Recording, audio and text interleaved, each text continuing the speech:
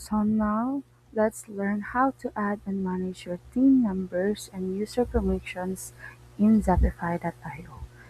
So first is let's go to settings and click the My Staff menu or team members.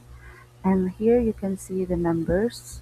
You can also add employee and fill in their name and email and rule. So here you put their name, first name, last name, the email, and their rule. So you can change their rule here. You can choose user or admin.